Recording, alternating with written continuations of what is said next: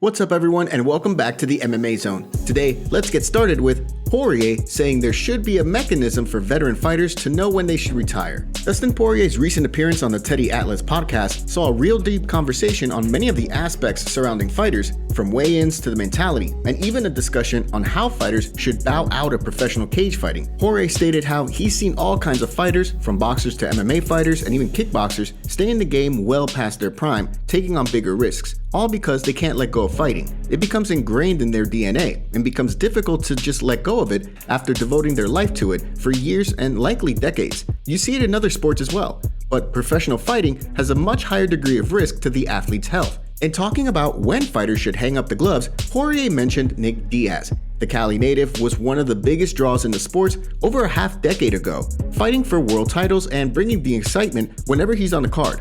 After 6 years away from the cage, Diaz's return fight against Robbie Lawler in September last year at UFC 266 left much to be desired. While he went toe-to-toe against an opponent he had knocked out 16 years prior, and the former welterweight champion at that, Diaz ultimately tapped out of the match in the third round. Poirier stated that Diaz looked like a shadow of his former self, and he feels there should be a mechanism to allow the fighter to retire gracefully. This is what he stated in the podcast. Yeah, I think there should be a governing body, a sanction, whatever, to have the power to say no more, to say no more. Because, I mean, I've been to fights, boxing matches where I've they're building up a fighter and they put him across the ring from a guy who shouldn't be in there. What do you think about Poirier's suggestion? Are you on board with anything like this? Or do you feel that it should just be up to each individual fighter? Jorge Masvidal says that he'll meet Michel Pereira in the street, not in the octagon. After Michel Pereira beat Santiago Ponzinibbio at UFC Vegas 55 by a decision,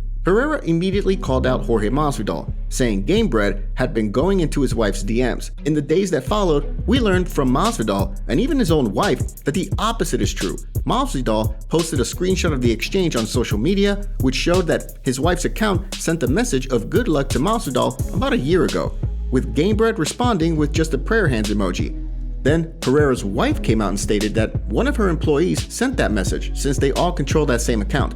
And then she went on to blame society for wanting drama to sell fights, even though this whole thing began because of her husband and no one else. This week, Pereira tried to change up tactics, and instead of bringing up any made-up narratives over direct messages, he went after Masvidal's recent 3-fight losing streak, and the fact that Gamebred has been sounding off on Conor McGregor, seemingly looking for a big-time bout against the Irishman.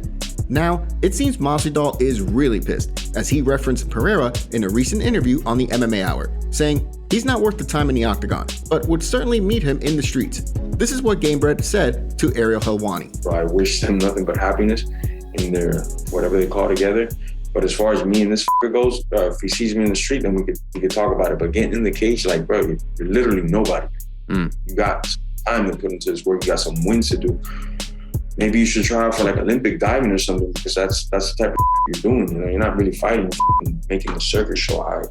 Masvidal goes on to trash Pereira's fighting style and makes fun of him for making up a story about he and his wife. What do you make of this whole situation? And what do you think of Masvidal's comments? Aljamain Sterling once again lashes out at Big John. Aljamain Sterling continues to take issue with Big John's statements. A few weeks ago, Sterling went after Big John for saying that Sterling didn't really win the UFC 273 bout against Peter Yan, specifically the first round. Eventually, Big John changed his mind and, quote, evolved his position on that fight. Now, in the recent episode of his Weighing In podcast alongside Josh Thompson, McCarthy stated he would be open to seeing a Kamaru Usman versus Nick Diaz fight, and said that he feels Kamaru would just stand with Diaz for a bit and then use his wrestling. Well, Sterling responded to McCarthy on Instagram by saying this. Tweeting to an article about McCarthy saying that Kamaru Usman would get lit up by Nick Diaz and resort to wrestling. I mean, I didn't read the whole thing, but that's enough for me to go, bro, in what freaking universe are you living in? We're talking about two different eras right here. No way this is gonna happen. John McCarthy must be stopped.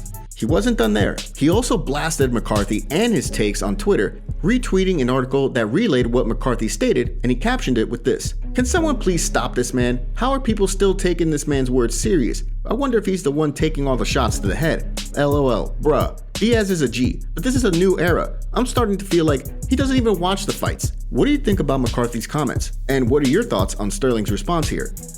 Don't forget to take a second to hit that like button and subscribe to the MMA Zone to stay up to date on all of the latest fight news.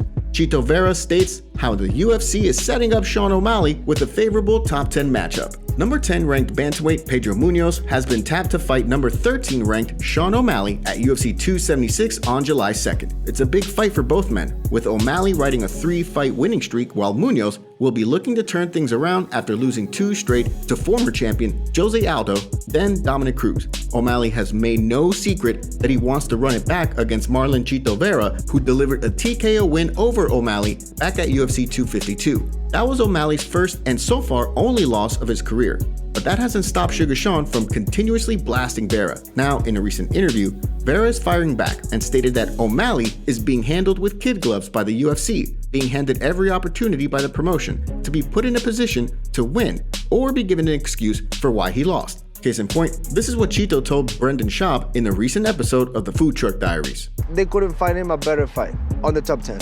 They find a smaller guy with a shorter reach. Everything it's to benefit Sugar, because even if he lost, he got the excuse, oh, I fought a top guy, which who cares? Yeah. I beat him. When people kind of come to me about it, I'm like, I don't need that. I'm not looking hype. I'm not looking for 3 more followers. I don't give 2 I'm making my money. I'm getting up. I'm looking after the belt. I'm not looking after the hype. I'm not looking after being cool, because I know I'm cool, because I know I'm funny. I don't need to chase it. Yeah. When you try too hard, you won't get it. O'Malley does have a 7.5-inch reach advantage over Munoz, and while O'Malley has previously stated he wants a rematch against Chito, Chito himself said he was up for it a couple fights ago, but he's now just looking ahead at making sure he could get into the title shot picture. What do you make of Chito's comments here? Do you agree with him or not? Let us know in the comments.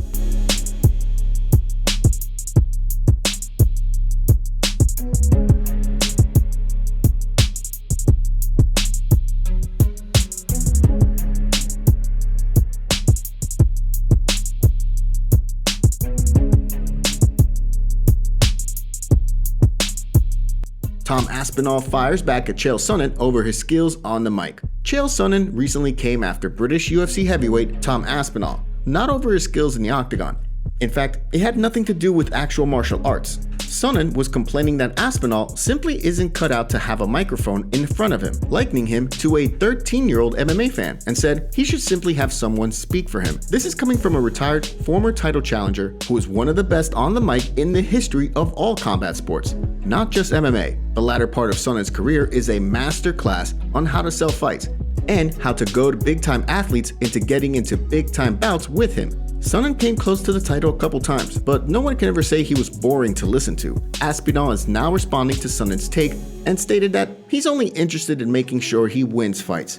This is what Aspinall stated in an Instagram story, responding to Sonnen. I'm more than happy being myself, thanks, and not selling myself out and acting like a clown for views and money.